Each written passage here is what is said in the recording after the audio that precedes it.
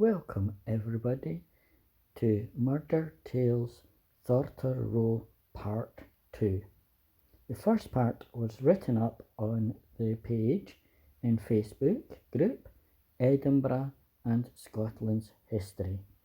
This part is a blog sort of one to see which one is better. Now, PC McNaid has started his late evening shift. He's making his first round of the evening. It's about 1 a.m. in the morning, and he has made his way down the streets towards Thorter Row, where he turns around to make his way back up the same beat back onto the main street of Dundee. In the first passing, he didn't notice anything wrong. On the way back, however, he noticed a man lying on the ground. His head was on the stairs, his arms were laid out like he had tried to stop himself falling onto the ground, or having fallen or tripped either up the stairs or coming down the stairs.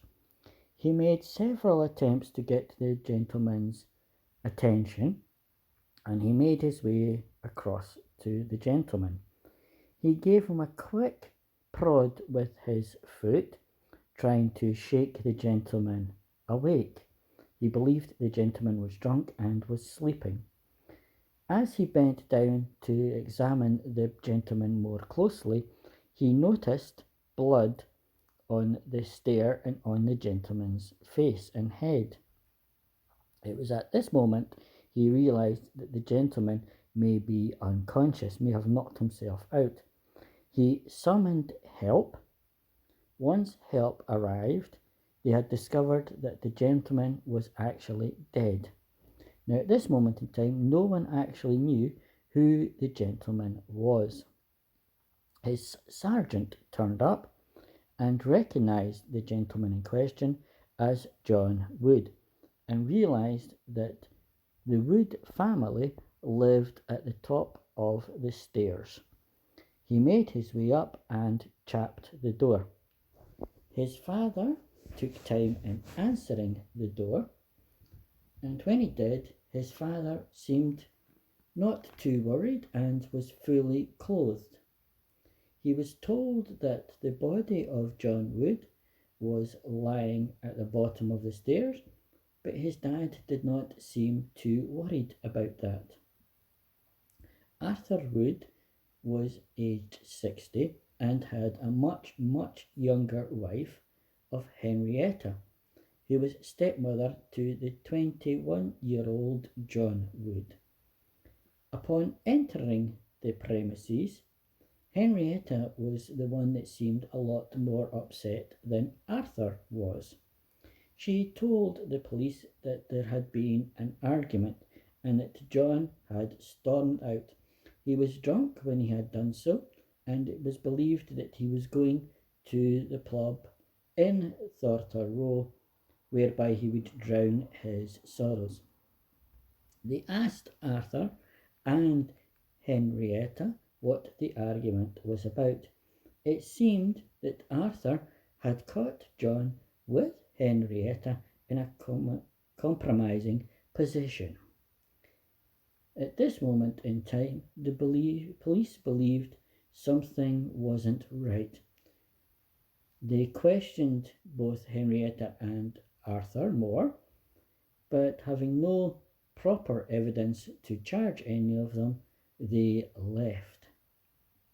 Now, at this moment in time, the body had been removed for a post-mortem, which showed the deceased had suffered a fractured skull, which rendered him unconscious, and he had ligature marks around his neck.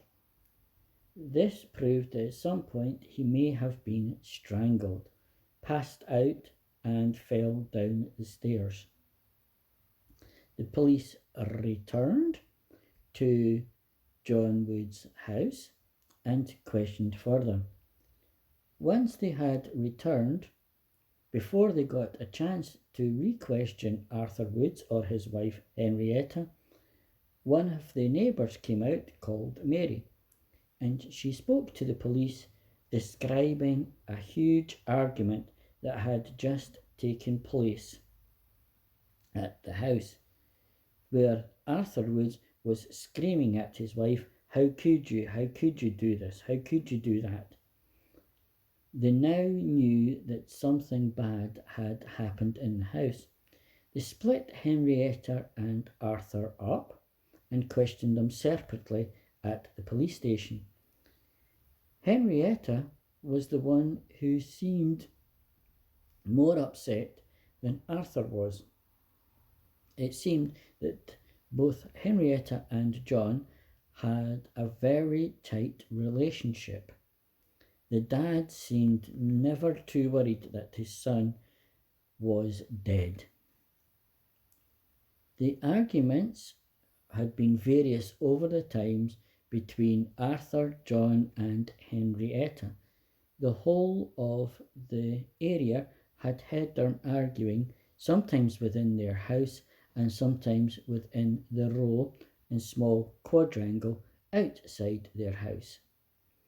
It was known that John did like his drink, and it was also known that Arthur also liked a very good drink. Now, at this moment in time, with still no evidence to be brought forward, the police decided that it would be best left